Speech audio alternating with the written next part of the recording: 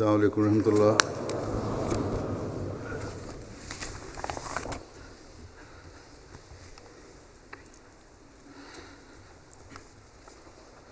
أشهد أن لا إله إلا الله وحده لا شريك له وأشهد أن محمدا عبده ورسوله.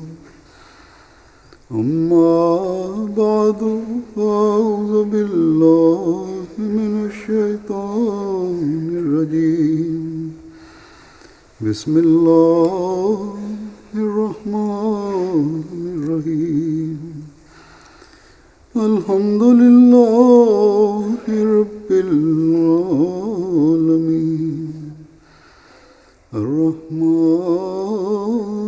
الرحيم مالك يوم الدين. إياك نعبد وإياك نستعين. اهدنا الصراط المستقيم صراط الذين أنعمت عليهم غير المغضوب عليهم ولا الضالين.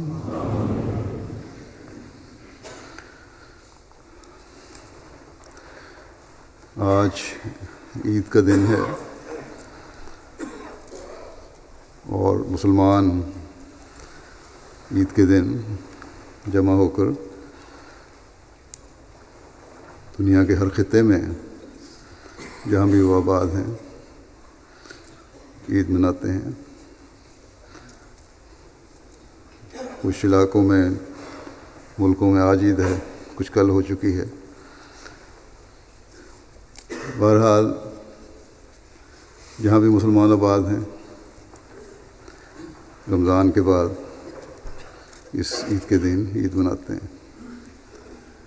حقیقی عید حقیقی مومن ہیں تو اس بات پر خوش ہیں کہ آج ہمیں اللہ تعالیٰ نے رمضان سے گزار کر جمع ہو کر خوشی کرنے اور اپنی عبادت کرنے کی توفیق دی. اور حقیقت میں خوشی اور عید وہی ہے جو خدا تعالیٰ کی رضا کے لیے ہو.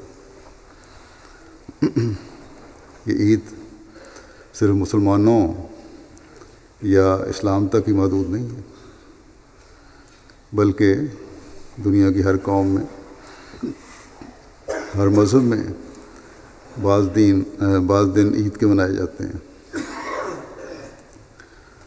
یا بعض تہوار رکھے گئے ہیں جو ان کی خوشی کے دن ہیں. اور ہر جگہ عید کا یہی تصور و مقصد ہے کہ خوشی یا عید کے دن ایک قوم یا مذہب کے افراد اکٹھے ہو کر خوشی منائیں. اور عموماً یہی سوچ ہوتی ہے کہ جب جمع ہو کر عید منائیں گے خوشی اور شغل میلے کے سامان کریں گے تو حالات کی وجہ سے جو اکثریت میں کوفت اور تکان پیدا ہو جاتی ہے لوگوں میں وہ دور ہوگی. کھیل کود اور شغل میلہ کچھ وقت کے لیے پریشانیاں ختم کر کے انہیں وقتی ذہنی سکون کے سامان مہیا کرے گا. یہ انسانی فطرت ہے. بچوں میں بھی دیکھیں تو یہ چیز نظر آتی ہے کہ اگر انہیں کچھ دن علیحدہ رکھیں یا بچے علیحدہ رہیں، گھر میں بند رہیں، تو تو ان میں افسردگی اور چڑچڑاپن پیدا ہو جاتا ہے۔ مل جل کر رہیں، اکٹھے کھیلیں کودیں تو خوش رہتے ہیں، اور باوجود اس کے کہ کھیل کود سے بچوں کو تھکاوٹ بھی ہوتی ہے، آپس میں کھیلتے ہوئے بچے لڑ بھی پڑتے ہیں، لیکن پھر بھی بڑے خوش اور تازہ دم نظر آتے ہیں۔ بچوں کی سوچ کے مطابق یہی ان کی عید ہے جو انہیں خوشی پہنچا رہی ہوتی ہے۔ ایک ماحول ہوتا ہے جو ان کی ذہنی تازگی کے سامان پیدا کر رہا ہوتا ہے۔ جن ماں باپ کے بچوں میں مل جل کر کھیلتے نہیں، علیحدگی پسند ہوتے ہیں، ایک کونے میں لگے رہتے ہیں، ان کے ماں باپ پریشان ہو جاتے ہیں کہ شاید کسی بیماری کا اثر ہے یا کوئی اور نفسیاتی وجہ ہے۔ بہرحال یہ انسان کی فطرت ہے کہ انسان مل جل کر رہے اور مل جل کر خوشیاں منائے اور ایسے مواقع پیدا کرے جہاں یکسانیت کو اجتماعی اکٹھ کے ذریعے ختم کیا جائے۔ اس انسانی فطرت کا اظہار بڑوں میں بھی ہوتا ہے۔ خوشی کا ماحول خوشی کے اثرات قائم کر رہا ہوتا ہے، غمی کا ماحول غم کے اثرات قائم کر رہا ہوتا ہے۔ غم کو خوشی میں بدلنے کے لیے بعض انسانوں نے اپنے لیے انفرادی طریقے بھی ایجاد کیے ہوئے ہیں اور سمجھتے ہیں کہ ذہنی کوفت اور پریشانیوں کو دور کرنے کے لیے شراب یا دوسری نشہ آور چیزوں کا استعمال انہیں فائدہ پہنچا رہا ہے، ان کے غموں کو دور کر رہا ہے۔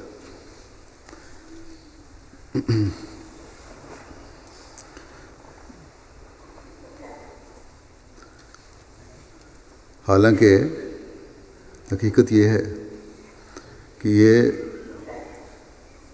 چیزیں بے سکونیوں کو زیادہ بڑھاتی ہیں، بے سکونی کی طرف لے کے جاتی ہیں نتیجتاً، اور صحت کو بھی برباد کرتی ہیں۔ تو بہرحال بات یہ ہو رہی ہے کہ انسان کی فطرت ہے کہ ماحول کے اثرات اس پر ظاہر ہوں۔ بعض دفعہ انسان اپنے ذاتی مسائل کی وجہ سے غمگین بھی ہوتا ہے، لیکن عارضی خوشی کا ماحول اسے خوش کر دیتا ہے اور وہ غم کے باوجود ہنسنے لگ جاتا ہے، اور اس طرح اس کا کچھ غم کم ہو جاتا ہے۔ اس انسانی نفسیات اور فطرت کو سامنے رکھتے ہوئے آج کل کے خود غرض دنیا داروں نے، جنہیں صرف پیسے کا لالچ ہے اور اپنی ذات سے دلچسپی ہے، لوگوں کو مختلف طریقوں سے نشوں اور بیہودہ تفریحات میں اس حد تک ڈبو دیا ہے کہ وہ گندگی میں ڈوبتے چلے جاتے ہیں اور دین اور خدا تعالیٰ سے بہت دور ہو گئے ہیں۔ ان کی عیدیں اور خوشیاں بھی عارضی ہیں۔ ان دنیا داروں کی اول تو دینی عید کی کوئی، ان کے سامنے دینی عید کی کوئی حقیقت رہی نہیں، اور اگر دکھاوے کے لیے یہ عید مناتے بھی ہیں تو ایک روایتی تہوار کے طور پر، جس میں مذہب کا عنصر مفقود ہوتا ہے، صرف ظاہری ہاؤ ہو، شراب اور کھانا پینا ہے، زینت کے سامان ہیں۔ اللہ تعالیٰ کا کھانا کوئی نہیں، بلکہ یہ کہنا چاہیے کہ صرف ان کی عید دنیا داری ہی ہے۔ کرسمس یا دوسرے مذاہب کے تہواروں کو آج کل اس طرح نہیں منایا جاتا کہ کتنے لوگوں نے عبادت کی اور کتنے لوگوں نے پاک تبدیلیاں پیدا کی، بلکہ ان کے ماپنے کے معیار یہ ہیں کہ اس تہوار میں فلاں کمپنی نے اتنے ملین پاؤنڈ کمائے اور فلاں نے اتنے ملین پاؤنڈ، اور اس سال ان تہواروں میں اتنے بلین ڈالر کی جو خرید و فروخت ہوئی ہے وہ گزشتہ سال سے زیادہ تھی یا کم تھی، یا اتنے بلین ڈالر کی شراب استعمال ہوئی اور اتنے بلین ڈالر جوئے میں لگے، لیکن کیونکہ صرف دنیا داری ہے اس لیے انہی معیاروں کے ساتھ اور اس عارضی خوشی کو تسکین کا باعث سمجھا جاتا ہے۔ ان کی ترجیحات صرف یہ ہیں کہ انسان کی خواہشات اور امنگیں کیا چاہتی ہیں، لیکن ہماری عیدیں ایک حقیقی مسلمان کی عیدیں اس سے بالکل مختلف ہیں اور مختلف ہونی چاہیے۔ ایک مومن کی عید یہ ہے، اور اسلام جس عید کا تصور پیش کرتا ہے وہ یہ ہے کہ ہمیں اپنی خواہشات اور امنگوں کو اللہ تعالیٰ کی رضا حاصل کرنے اور نیکی اور بھلائی کی طرف پھیرنے کے لیے کون کون سے طریقے اختیار کرنے چاہیے۔ دوسرے مذاہب یا قوموں کی عیدوں اور تہواروں میں نہ تو اس دن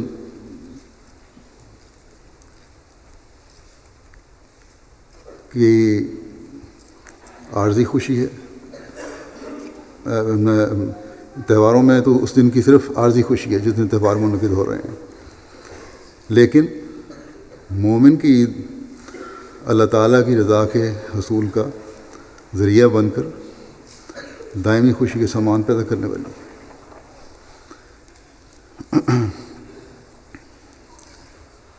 چاہے اس عید میں دنیاوی مادی اور مالی تسکین کا سامان ہو یا نہ ہو۔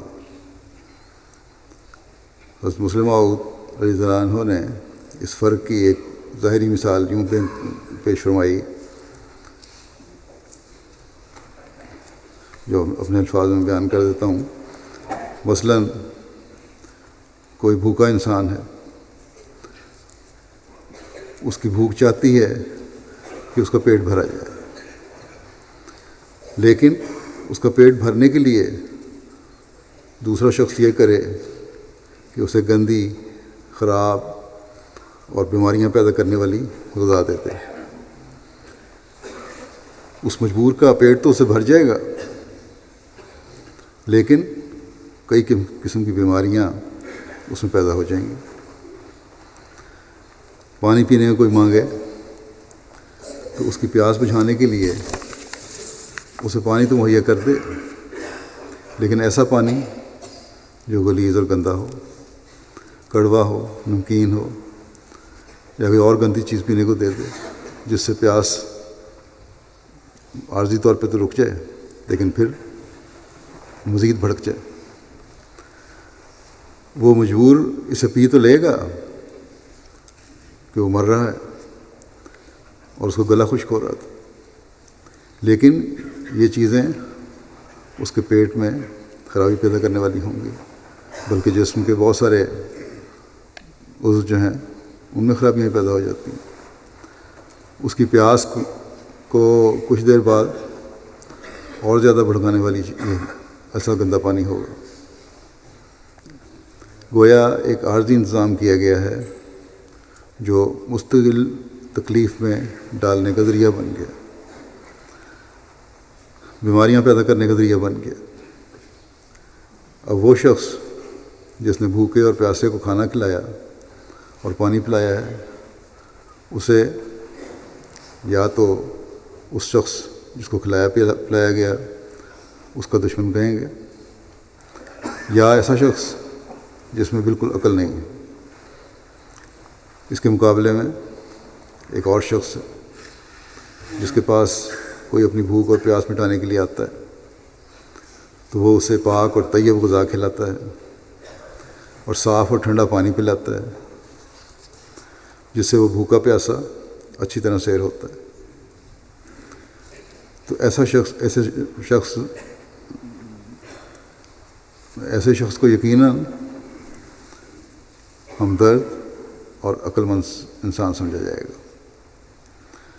بس یہی فرق ہے اسلامی عیدوں اور دوسرے مذہب کی عیدوں میں، اور یہ فرق ہونا چاہیے۔ دوسروں نے انسانی خوشی کے فطرتی تقاضے کو تو سمجھا ہے، لیکن جو علاج کیا ہے، جو اس فطرتی تقاضے کو پورا کرنے کے لیے سامان کیا ہے، چیزیں مہیا کی ہیں، وہ عارضی طور پر تو خوشی کے سامان پیدا کرنے والی ہیں، لیکن مستقل طور پر نہ صرف فطرتی تقاضے کا علاج نہیں بلکہ مستقل طور پر انسان کو نقصان پہنچانے والی اور اس کی صحت کو خراب کرنے والی اور روحانیت کو خراب کرنے والی اور نقصان پہنچانے والی چیزیں ہیں، جبکہ اسلامی عیدیں دائمی اور ہمیشہ کے لیے خوشی کے سامان پیدا کرنے والی ہیں۔ یہ جو پانی پلانے کی میں نے مثال دی ہے، اس بارے میں یہ بھی بتانا چاہوں گا کہ آج اس زمانے میں جہاں جماعت احمدیہ روحانی مائیدار پانی دنیا کو مہیا کر رہی ہے اور ان کی روحانی سیری کا سامان کر رہی ہے، وہاں مادی پانی بھی مہیا کرتی ہے۔ عموماً ترقی یافتہ ملکوں میں رہنے والوں کو پانی کی اہمیت کا اندازہ نہیں ہے۔ پاکستان سے آئے ہوئے بہت سے ایسے ہیں جن کے اپنے علاقوں میں نلکوں کے صاف پانی مہیا ہو جاتے ہیں، لیکن وہاں بھی دور دراز علاقوں میں، تھر کے علاقے میں یا تو گندے تالابوں کا پانی ہے یا پھر ایسے کنوؤں کا پانی جو پیاس کو اور بھڑکا دیتا ہے۔ اسی طرح افریقہ میں لوگ تالابوں کا پانی پیتے ہیں یا پھر ایسے کنوؤں کا پانی، کنویں تو ہم سیزن میں ہی مہیا ہوتے ہیں، عموماً تالابوں کا پانی ہوتا ہے جہاں بارشوں کا پانی اکٹھا ہو جاتا ہے،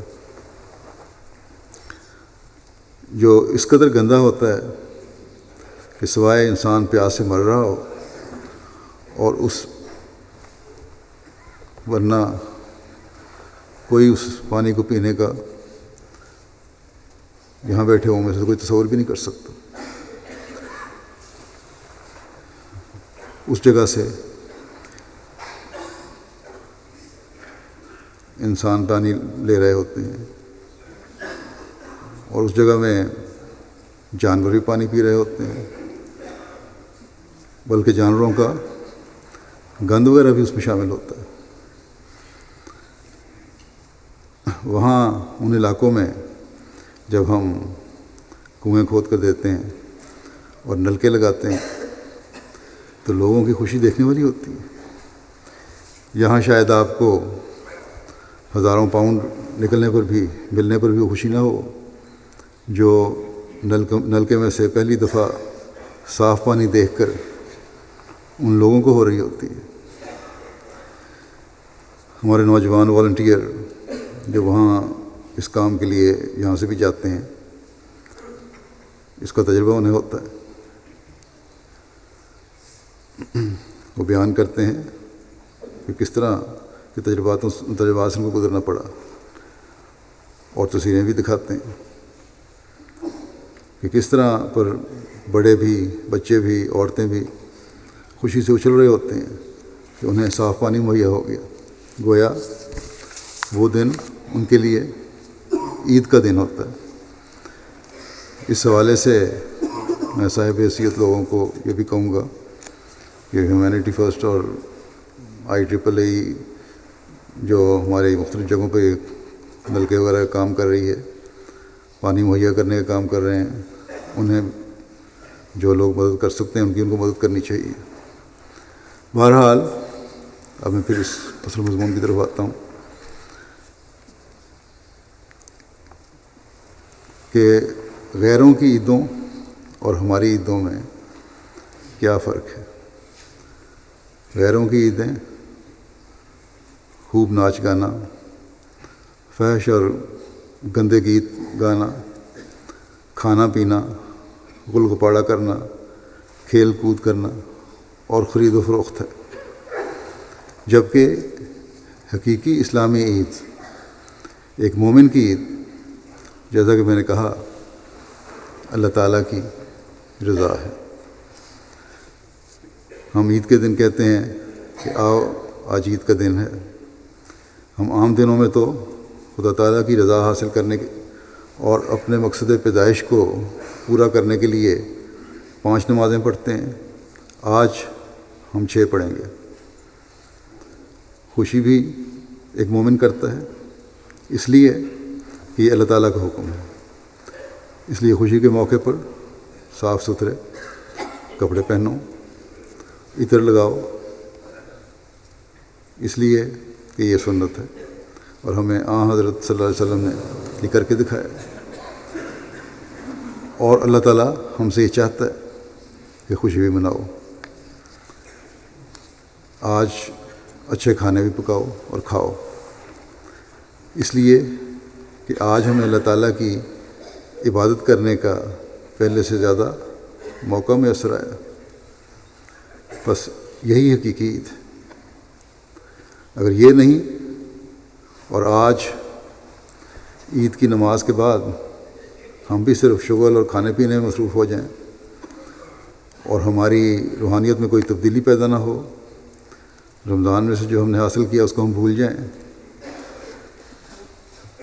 عید کی نماز کے بعد ہم ظہر عصر کی نمازوں کو بھول جائیں اور صرف دنیا داری کی مصروفیات اور لہو و لعب میں مصروف ہو جائیں، تو ہم بھی اس شخص جیسے ہی ہو جائیں گے جس کو گندا کھانا اور گندا پانی ملا، جس نے اس کا پیٹ بھرنے اور پیاس بجھا کر تسکین دینے کے بجائے، پیٹ بھر کر اور پیاس بجھا کر تسکین دینے کے بجائے بیماریوں میں اسے مبتلا کر دیا۔ ایک عارضی تو سہارا اس کو ملا لیکن مستقل نہیں، بلکہ مستقل پریشانیوں کا سامنا کرنا پڑا اسے۔ ہم ایسے بیوقوف شمار ہوں گے جو اللہ تعالیٰ کی طرف سے ملنے والے پاک اور طیب غذا کو ملنے والی پاک اور طیب غذا کو چھوڑ کر اور صاف اور ٹھنڈے پانی کو چھوڑ کر غلیظ اور گندی غذا کو ترجیح دیں۔ اگر یہ سوچ ہوگی تو کون ہمیں عقل مند کہے گا؟ اس گندی غذا دینے والے کو کوئی ظالم اور پاگل کہنے سے پہلے ہمیں پاگل اور اپنی جان پر ظلم کرنے والا کہے گا۔ جس نے پاک اور اچھی غذا چھوڑ کر صاف ٹھنڈا شیریں پانی چھوڑ کر گندی غذا اور گندے پانی کو ترجیح دی۔ بس آج ہمیں عقل مند اور اپنی جان پر ظلم نہ کرنے والا بننے کے لیے اپنی نمازوں اور نیکیوں کی طرف پہلے سے بڑھ کر توجہ دینے کی ضرورت ہے۔ آج فرض نمازوں میں اضافہ کر کے اللہ تعالیٰ نے یہ بتا دیا کہ مومن کی عید یہ ہوتی ہے کہ اللہ تعالیٰ اس سے خوش ہو جائے، اور جوں اور جس طرح مومن کو اللہ تعالیٰ کے قرب کی راہ ملتی ہے، اتنی ہی اس کی عید حقیقی عید بنتی جاتی۔ بس ہمیں اس حقیقی عید کے حصول کے لیے ہمیشہ کوشش کرتے رہنا چاہیے۔ اگر اس اصول کو ہم سمجھ لیں تو مومن کا ہر روز ہی روزہ عید بن سکتا ہے، بلکہ اللہ تعالیٰ تو فرماتا ہے کہ اگر تم چاہو تو ہر روز ہی عید کر لو، اور ایک مومن کی حقیقی عید تو جنت کا ملنا ہے۔ سال کی 2 عیدیں تو صرف مومن کے لیے خوشی کا ذریعہ نہیں ہے کہ سال میں 2 عیدیں منا لیں اور بس، بلکہ وہ تو اللہ تعالیٰ کو خوش کر کے دائمی عید چاہتا ہے، اور دائمی عید یہی ہے کہ اسے اللہ تعالیٰ کی رضا کی جنتیں مل جائیں۔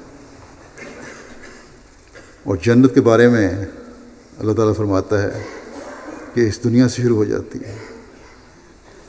حضرت مسیح علیہ السلام اس بات کی وضاحت کرتے ہوئے ایک جگہ فرماتے ہیں کہ یاد رکھو، جو خدا تعالیٰ کی طرف صدق اور اخلاص سے قدم اٹھاتے ہیں وہ کبھی ضائع نہیں کی جاتے، ان کو دونوں جہان کی نعمتیں دی جاتی ہیں۔ جیسے فرمایا اللہ تعالیٰ نے وَلِمَنْ خَافَ مَقَامَ رَبِّهِ جَنَّتَانِ، یعنی اور جو شخص اپنے رب کی شان سے ڈرتا ہے اس کے لیے 2 جنتیں مقرر ہیں، دنیاوی بھی اور اخروی بھی۔ آپ فرماتے ہیں اور یہ اس واسطے فرمایا کہ کوئی یہ خیال نہ کرے کہ میری طرف آنے والے دنیا کھو بیٹھتے ہیں، بلکہ ان کے لیے 2 بہشت ہیں، ایک بہشت تو اس دنیا میں اور ایک جو آگے ہوگا۔ بس یہ ہے ایک حقیقی مومن کا مقام کہ اللہ تعالیٰ اسے نوازتا ہے، جو اس کی رضا کی اسے نوازتا ہے جو اس کی رضا کی عید تلاش کرتا ہے۔ وہ اللہ تعالیٰ کی طرف سے دنیاوی لحاظ سے بھی نوازا جاتا ہے اور روحانی لحاظ سے بھی،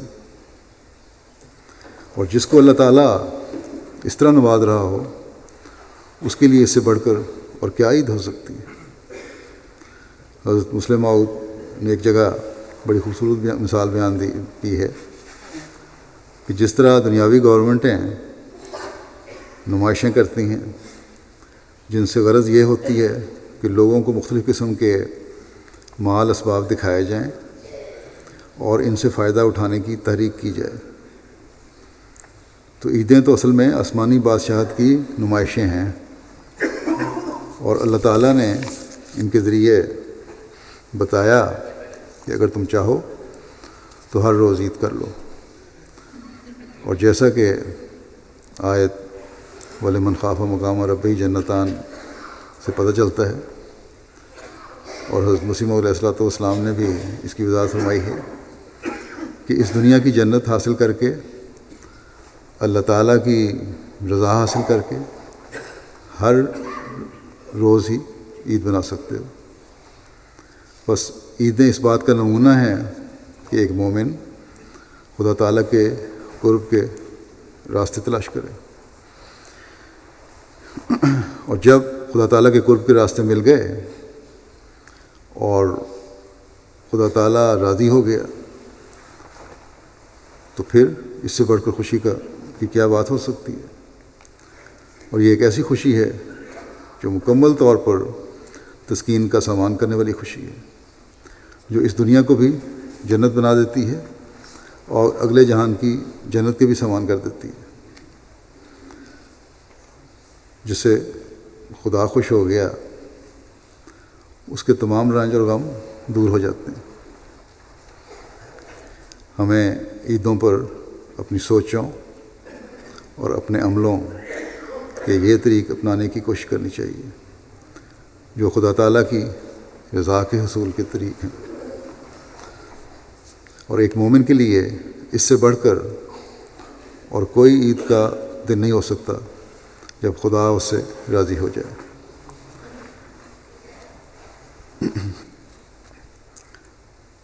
حضرت صلی اللہ علیہ وسلم کی قوت قدسی نے صحابہ میں بھی ایسا رنگ بھر دیا تھا کہ ان کی خوشی اللہ تعالیٰ کی رضا میں تھی، ان کو ذہنی سکون اللہ تعالیٰ کی رضا میں ملتا تھا، ان کی عیدیں اللہ تعالیٰ کو راضی کرنے میں تھیں۔ بظاہر ان کے ایسے حالات تھے کہ انتہائی غربت کی زندگی بسر کرتے تھے، ان میں بہت سے بلکہ اکثریت ایسوں کی تھی جنہیں 2 وقت کا کھانا بھی نصیب نہیں ہوتا تھا۔ آج کل ہم گندم کا آٹا کھاتے ہیں، بڑا باریک پسا ہوا آٹا کھاتے ہیں، نرم گرم اور قسم قسم کی غذائیں کھاتے ہیں، اور عیدوں پر غیر معمولی کھانے کے انتظام بھی ہم کرتے ہیں۔ لیکن صحابہ کو اس ابتدائی زمانے میں جو کا آٹا کھانے کو ملتا تھا۔ آج کل شاید وہ کبھی کوئی کھانا پسند بھی نہ کرے، اور وہ بھی چھنا ہوا نہیں ہوتا تھا۔ ایک صحابی نے اس آٹے کی حالت یوں ایک سوال پوچھنے والے کو کہ جواب میں بیان فرمائی، جس نے پوچھا تھا کہ چھلنی کا رواج اس وقت تھا کہ آپ لوگ آٹا چھان کے کھاتے تھے؟ انہوں نے جواب دیا کہ پتھر پر جو رکھ کر کوٹیا کرتے تھے اور پھونک مار کر پھر اسے صاف کرتے تھے، موٹا موٹا اور باریک وہ علیحدہ کر دیتے تھے، اور جو باریک آٹا ہوتا تھا اس آٹے کی روٹی پکا لیتے تھے، وہ بھی مشکل سے حلق سے گزرتی تھی۔ حضرت ابو ہریرہ نے اپنی بھوک کا قصہ یوں بیان فرمایا ہے کہ میں بھوک کی وجہ سے اپنے پیٹ پر پتھر باندھ لیتا تھا۔ ایک جگہ اس بھوک کی حالت میں ایک دفعہ کہتے ہیں کہ میں بھوک کی حالت میں ایسی جگہ بیٹھ گیا جہاں سے لوگ گزرتے تھے۔ میرے پاس سے حضرت ابوبکر رضی اللہ عنہ گزرے۔ میں نے ان سے ایک آیت کا مطلب پوچھا۔ میری غرض یہ تھی کہ وہ مجھے کھانا کھلائیں۔ براہ راست سوال صحابہ نہیں کیا کرتے تھے، غیرت تھی ان میں۔ لیکن جب میں نے آیت کا مطلب پوچھا، اور غرض تو کھانا کھانے کی تھی کہ سمجھ جائیں گے، لیکن وہ آیت کا مطلب بیان کر کے چلے گئے۔ پھر حضرت عمر کا وہاں سے گزر ہوا، میں نے ان سے بھی آیت کا مطلب پوچھا۔ غرض یہی تھی کہ وہ کھانا کھلائیں، وہ بھی آیت کا مطلب بتا کر چلے گئے۔ میں دل میں بڑا پیچ و تاب کھاتا تھا کہ بھلا مجھے نہیں پتا کہ اس آیت کا کیا مطلب ہے، مجھے سمجھا رہے ہیں یہ۔ پھر حضرت صلی اللہ علیہ وسلم میرے پاس سے گزرے، میری حالت دیکھی اور میری کیفیت کو بھانپ لیا۔ آپ مسکرائے، آپ نے فرمایا ابو ہریرہ میرے ساتھ آؤ۔ آپ اپنے گھر پہنچے اور اندر جانے لگے تو ابو ہریرہ رضی اللہ عنہ کہتے ہیں کہ میں نے بھی اندر آنے کی اجازت مانگی۔ آپ کی اجازت سے اندر گیا، وہاں دودھ کا ایک پیالہ پڑا ہوا تھا۔ آپ نے پوچھا یہ دودھ کہاں سے آیا ہے؟ گھر والوں سے۔ پتہ چلا کہ فلاں عورت نے تحفہ بھیجا۔ آپ نے فرمایا ابو ہریرہ صفہ پہ رہنے والے جتنے لوگ ہیں ان کو بلا لو، وہاں جو بیٹھے ہوئے ہیں۔ ابو ہریرہ کہتے ہیں کہ مجھے بات اچھی نہ لگی، کیونکہ بھوک سے میرا بڑا برا حال تھا، اور میں نے سوچا کہ پیالہ مجھے ہی مل جائے تو بہتر ہے۔ لیکن بہرحال تعمیل ارشاد میں گیا، حکم تھا سب کو بلا لایا۔ پھر میں نے سمجھا کہ اب آپ یہ دودھ کا پیالہ سب سے پہلے مجھے پینے کے لیے دیں گے اور میں اچھی طرح پی لوں گا۔ لیکن آپ نے صلی اللہ علیہ وسلم نے پہلے کسی اور شخص کو دیا، پھر دوسرے کو دیا، پھر تیسرے کو دیا۔ کہتے ہیں میں نے سمجھا کہ اب دودھ مجھے نہیں ملتا، یہ تو ختم ہو جائے گا۔ حتیٰ کہ وہ جتنے آدمی تھے 7-8 جو بھی تھے سب نے پیا۔ پھر حضرت صلی اللہ علیہ وسلم نے مجھے فرمایا کہ ابو ہریرہ لو پیو۔ میں نے پیا۔ آپ صلی اللہ علیہ وسلم نے فرمایا اور پیو۔ میں نے پھر پیا اور سیر ہو گیا۔ آپ نے فرمایا اور پیو۔ میں نے کہا یا رسول اللہ اب تو بالکل گنجائش نہیں رہی۔ اس وقت آپ صلی اللہ علیہ وسلم نے وہ پیالہ لیا اور وہ بچا ہوا دودھ خود پی لیا۔ تو یہ حالت تھی ان لوگوں کی غربت کی، لیکن دل صرف خدا تعالیٰ کی رضا کے طلبگار تھے۔ جنگوں میں بھی صحابہ خشک کھجوریں کھا کر اور چند گھونٹ پانی پی کر سارا دن جنگ لڑتے تھے، لیکن اللہ تعالیٰ نے ان کو وہ فتوحات دکھائیں، ان کو ایسے عید کے دن دکھائے کہ نہ کسی نے دنیا میں دیکھے اور نہ دیکھ سکتا۔ بڑے بڑے بادشاہ ان کے زیر نگین ہو گئے۔ یہی ابو ہریرہ تھے، جب ان کو کسریٰ کے شاہی لباس میں سے ایک روحانی ایک رومال حصہ ملا تو انہوں نے اس میں تھوکا اور کہا کہ واہ ابو ہریرہ، ایک وقت تھا جب تو بھوک سے نڈھال ہو جایا کرتا تھا اور بعض دفعہ بے ہوش ہو کے گر پڑتا تھا، اور آج یہ حالت ہے کہ کسریٰ کے رومال میں تو تھوکتا ہے۔ وہ غربت میں بھی دین کو دنیا پر مقدم رکھنے والے تھے۔ بھوک اور اس کی وجہ سے بے ہوشی تک کی کیفیت انہوں نے گوارا کی، لیکن حضرت صلی اللہ علیہ وسلم کا در چھوڑنا گوارا نہیں کیا۔ اللہ تعالیٰ کی رضا مقدم تھی کہ دلوں کی تسکین اس سے ہوتی ہے، اور یہی دلوں کی خوشی ان کے لیے عید بن جاتی تھی۔ ہر روز انہیں عیدوں کی خوشخبریاں دیتا ہوا طلوع ہوتا تھا اور یہ دکھاتا تھا کہ اب کس طرح تمہارے لیے عید آ رہی ہے۔ بس عید دل کی خوشی ہوتی ہے، صرف نرم عمدہ غذا کھا لینا، شور شرابہ کر لینا، بناوٹی باتیں کر کے عیدیں منا لینا حقیقی عید نہیں ہے۔ حقیقی عید تو وہ ہے جب ہم اپنے خدا کو راضی کر لیں، جب وہ ہمارا نگہبان ہو جائے، جب ہم اپنے اللہ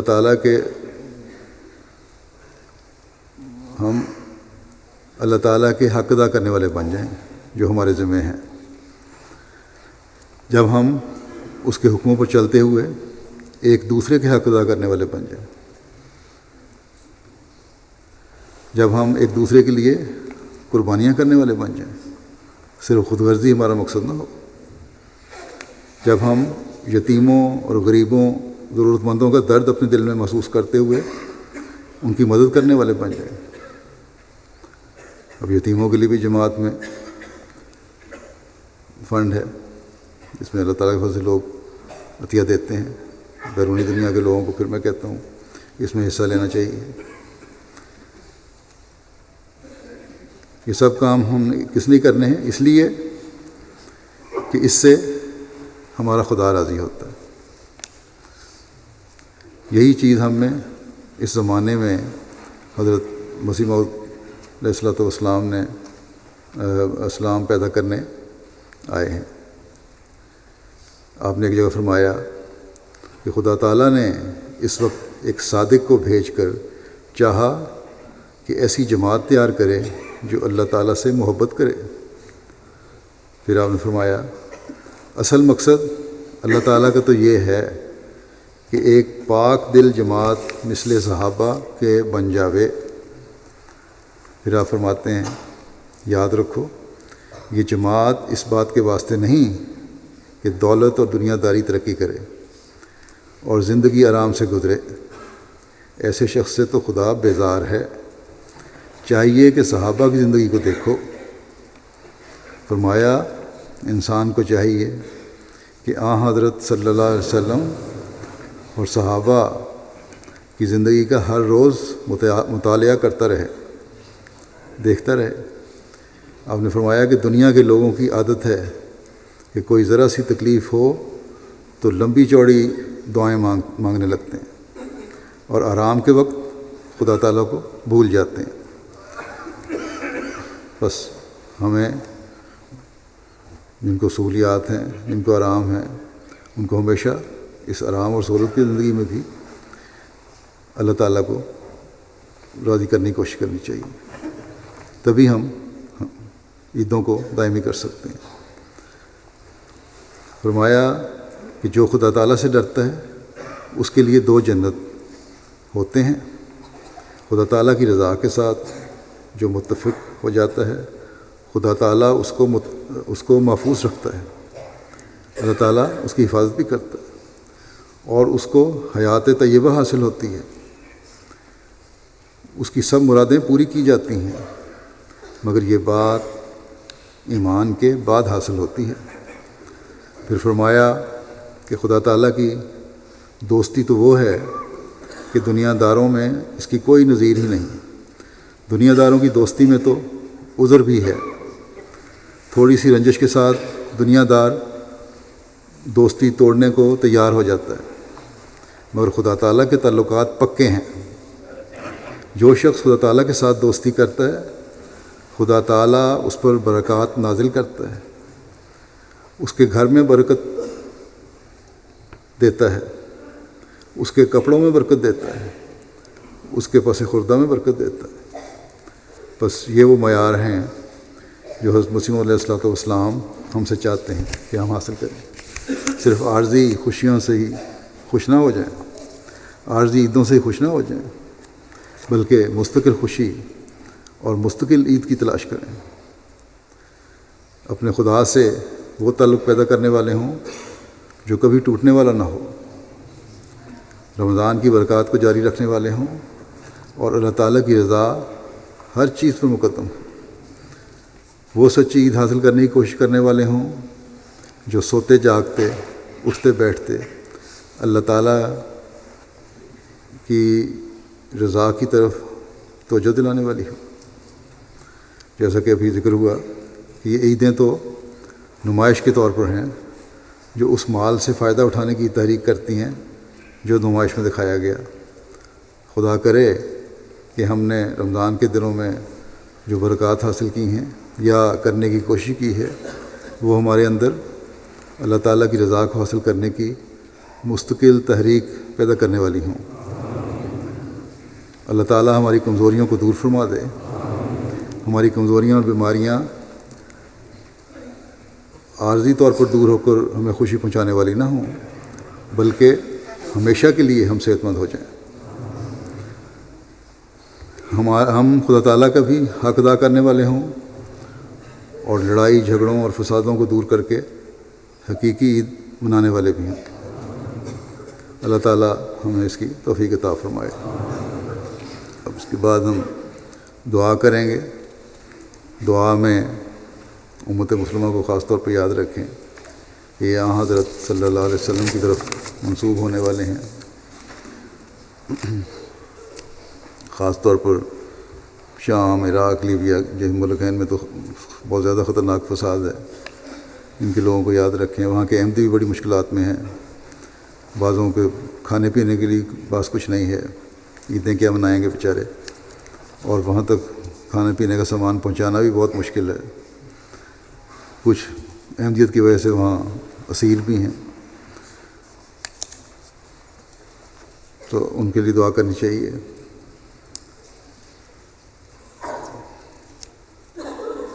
اور وہ لوگ جو محبت پیار، جن کو حکم ہے کہ محبت پیار اور بھائی چارے کا سلوک کرو ایک دوسرے سے، مسلمان کا بھائی ہے، وہ ایک دوسرے کے خون کے پیاسے ہو رہے ہیں بہت سارے دنیا کے ملکوں میں، مسلمان ملکوں میں خاص طور پہ۔ حکومت رعایا کا خون کر رہی ہے، عوام حکومتوں سے لڑائی کر رہے ہیں اور مفاد پرست اور دہشت گرد اس سے فائدہ اٹھا رہے ہیں۔ ان حالات سے میں صرف ان کے اپنے ذاتی مفادات ہیں اور نتیجتاً اسلام کا نام بدنام ہو رہا ہے۔ بس بہت زیادہ دعا کرنے کی ضرورت ہے امت مسلمہ کے لیے۔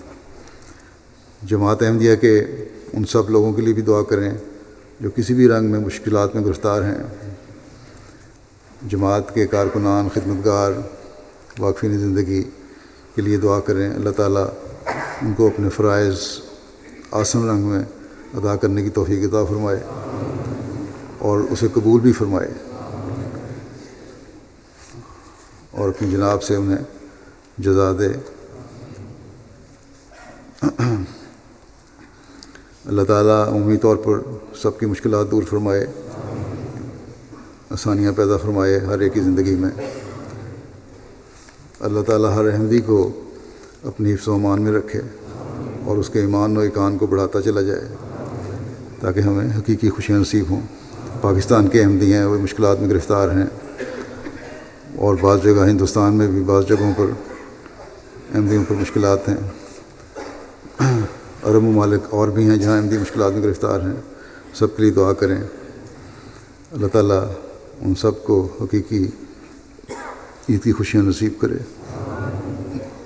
آپ سب کو بھی یہاں سامنے بیٹھے ہوئے ہیں عید مبارک ہو، اور دنیا میں رہنے والے ہر احمدی کو عید مبارک۔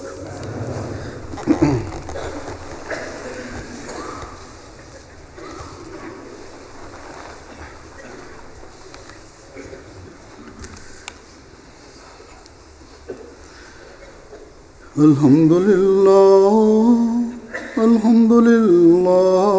نحمده ونستعينه ونستغفره ونؤمن به ونتوكل عليه ونعوذ بالله من شرور أنفسنا ومن سيئات أعمالنا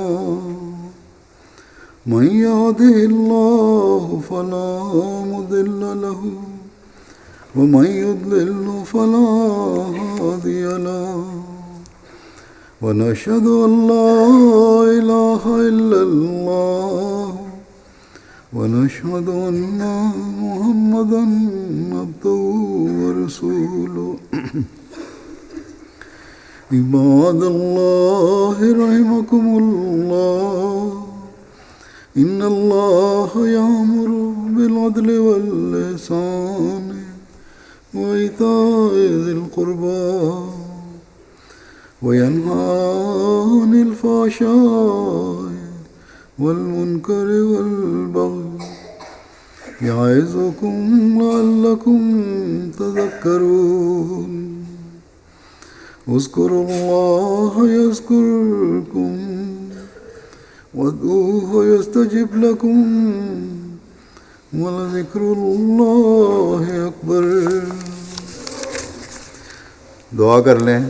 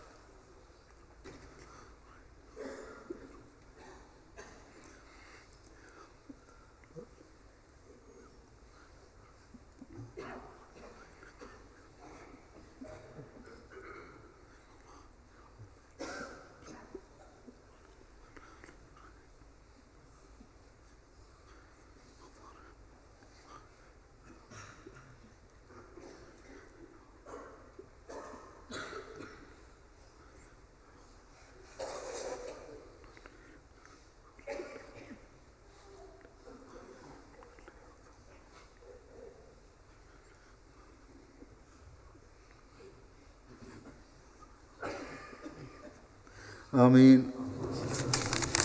السلام علیکم ورحمۃ اللہ وبرکاتہ۔ السلام علیکم۔